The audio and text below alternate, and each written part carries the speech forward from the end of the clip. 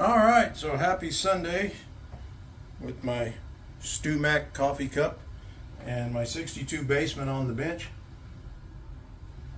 Cheers, everybody. I am slowly recovering from the chaos of all this last week with the storms that hurt so many, and with my car crash and all of the silliness dealing with lawyers and insurance people, and yay.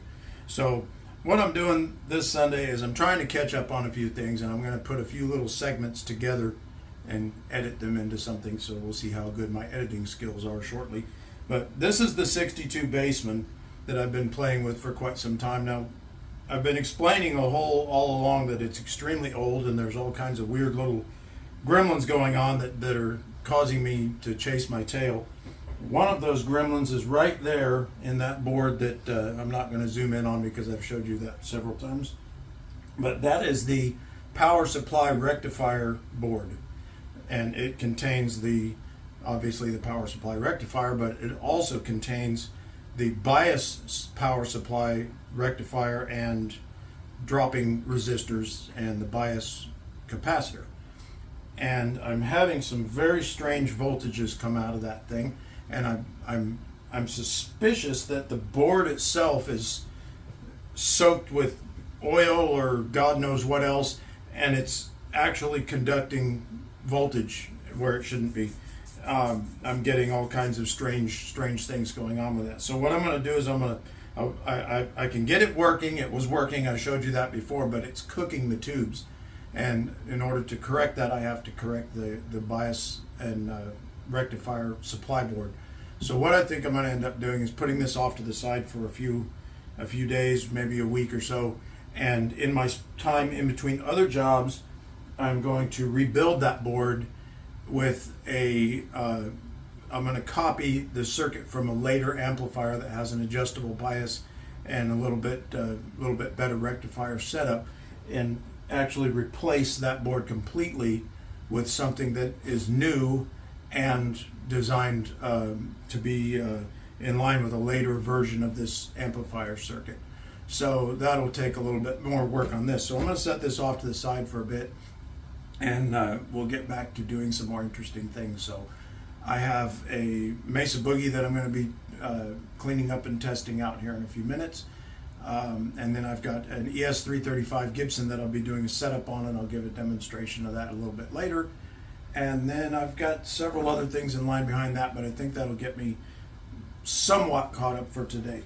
So on that note, cheers from the Stew Mac coffee cup room here. Happy Sunday morning, everybody. And actually, it's closer to Sunday afternoon now. Sorry about that. But that shows how my day's going. So anyway, I will put some more little segments of this video together and show you guys some cool stuff in a bit. So bye. All right, everybody, look at this. Winky has come to join us. She says, "Wah!" Big whiny kitty. She says, "Stop working and pay attention to me. Poor baby. Here, you get on this chair for a minute. I gotta do something." So here's this triple rectifier that I've been playing with.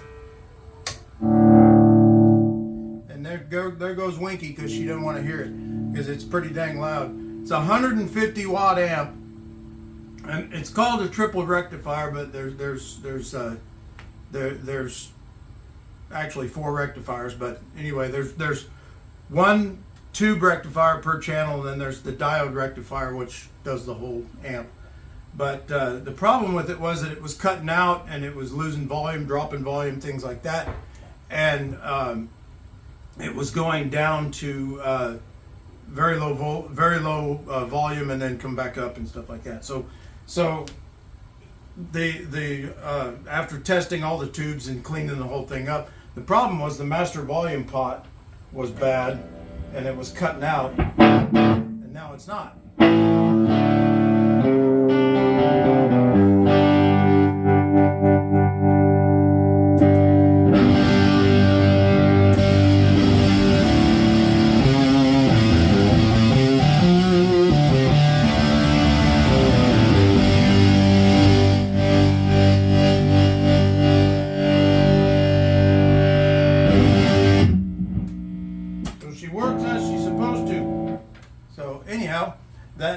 is the triple rectifier taken care of.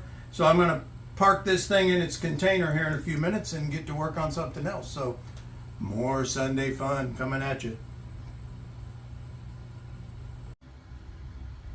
All right, just about done for the day. It's been a pretty decent Sunday. Got a lot done. Here's that Gibson 335. Matches my amplifier. I need to have that thing. So anyways, this thing's all wrapped up, but I wanted to show something real quick. Thank you, Chris Coffey, for this fancy little gadget.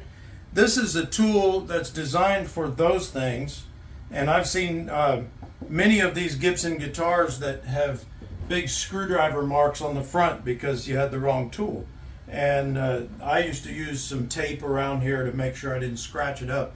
But Chris gave me this tool that he had that's actually made for the Gibson style posts like that. So kind of a neat little thing. So we're gonna get this thing dialed in, test it, play it a little bit, and then we'll call it a Sunday. So you guys hang on just a minute.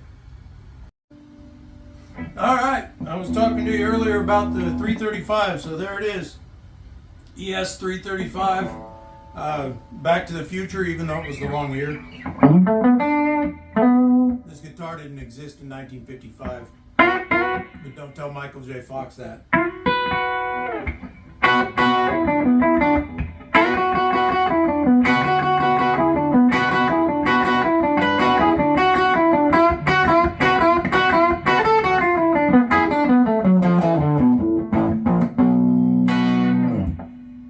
Yes, Brett, you can tell me how I played that wrong.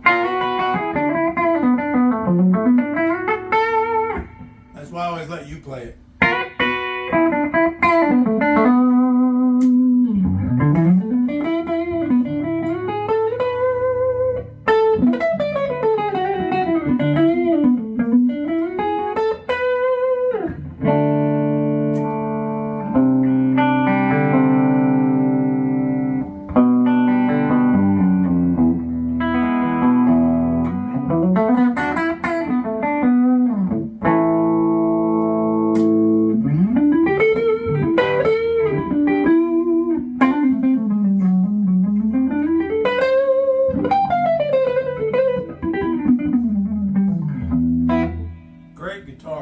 Anyway, I had to do a little fret touch up on it in the first position. I had to fix a couple things with the nut that was kind of, when you know, it's sad, but even Gibson does this, but they don't take the time to get the nut exactly right a lot of the time.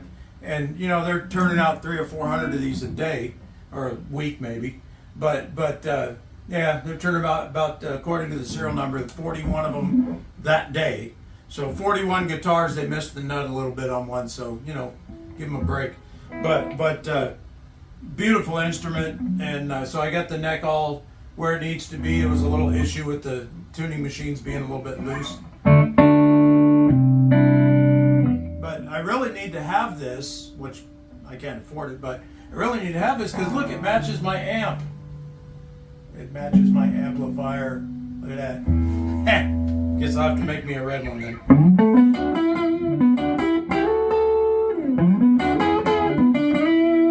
And by the way, that's no pedals.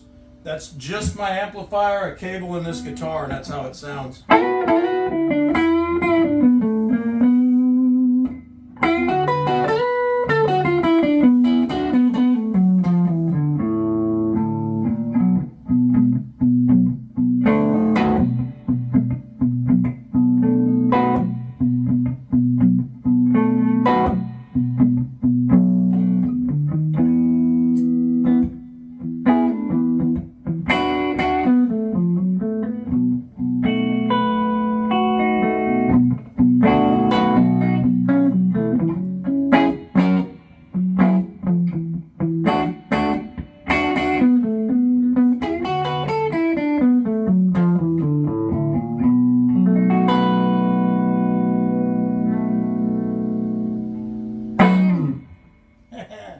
Love it, love it, love it.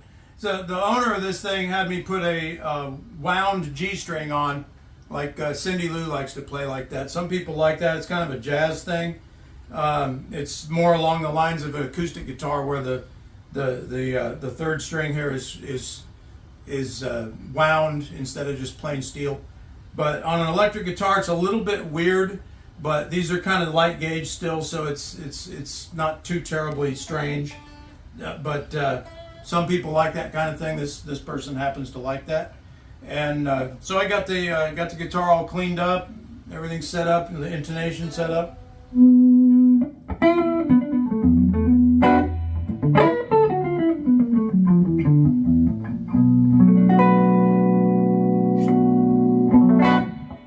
And real powerful. I'm gonna have to back that pickup off a little bit, but I like it, but the owner might think it's a little bit much. But anyway, I got the that Mesa Boogie. It wasn't quite as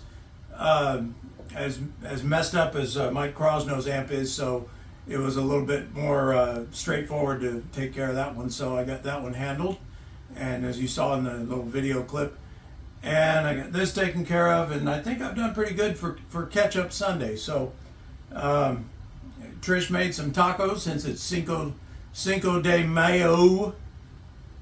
She was trying to put mayo on the tacos, but I wouldn't let her. But anyway, it's a taco day, guitar day, amp day, get everything done day, and not so bad. So we'll continue on with the week, and hopefully some good news will come from my insurance company, and I can get my car replaced and give Trish back her car, and everybody will be happy. So hopefully we're done with the storms for a while as well. So we'll see. So you all take care on the Sunday, and we'll be seeing you soon. Bye.